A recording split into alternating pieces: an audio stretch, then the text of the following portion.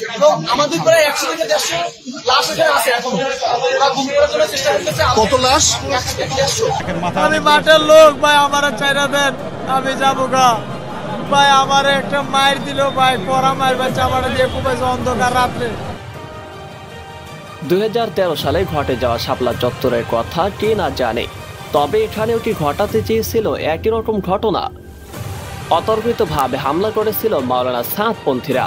সামাজিক যোগাযোগ মাধ্যম ও টেলিভিশনগুলোতে দেখা যায় এ পর্যন্ত নিহত হয়েছে প্রায় 4 জনের মতো, কিন্তু সেখানকার অনেকের দাবি বা অনেকেই বলে বেড়াচ্ছে এখন পর্যন্ত লাশ পড়েছে প্রায় 1 থেকে 150, যাদের লাশ উদ্ধার করা এখন পর্যন্ত সম্ভব হয়নি।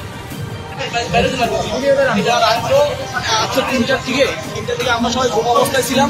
ঘুম অবস্থা থাকার পরে ওরা আমার পাড়া ব্রিজ চারদিক থেকে মারা গেছে।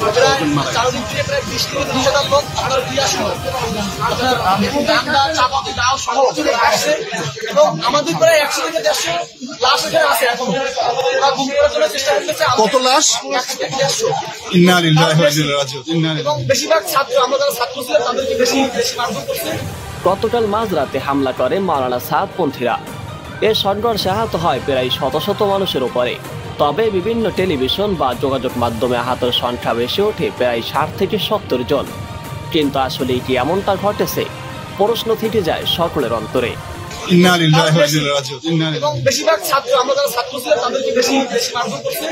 নাকি এখন যেভাবে লাশগুলো আনার ব্যবস্থা করে দিচ্ছে, লাশগুলো আনার ব্যবস্থা করে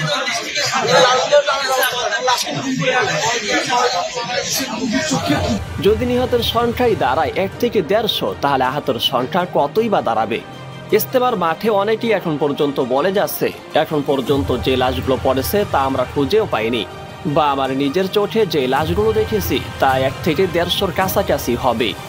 আমার নিজের চোখে আমার সামনে আমি নিয়ে আসছি, আমরা নিয়ে আসছি চারজন নিয়ে আসছি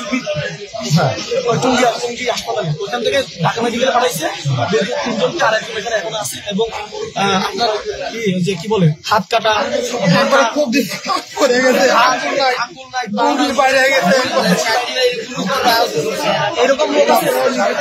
আমার নিজে আমাদের বুড়ি ভাই করছে। হ্যাঁ, ওই জায়গার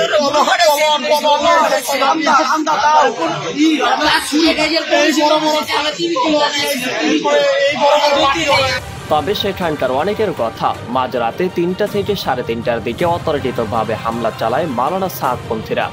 তারা বলে এ সময় শুধু তারাই ছিল না, বরং তাদের ভাড়াটিয়া কিছু লোকও ছিল যারা আমাদের উপর অতর্কিতভাবে হামলা চালিয়েছে। তবে অনেকের দাবি 2013 সালে শাপলা চত্বরের বিচার যেভাবে মানুষ দেখেনি, ঠিক একই রকম ভাবে এখানেও যে সেই শিকারে আমরা না পড়ি।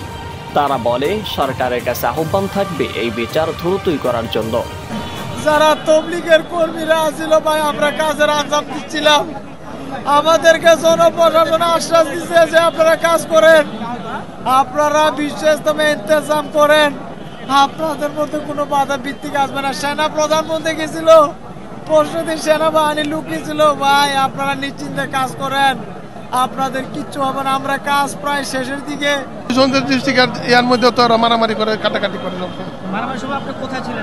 আমি এখানে ওদের মধ্যে গ্যাপের মধ্যে পড়ে গেছিলাম। আলহামদুলিল্লাহ আল্লাহ তাআলা আমাকে মানে করছে, মানে জীবিত ফেরত দিছে আর কি।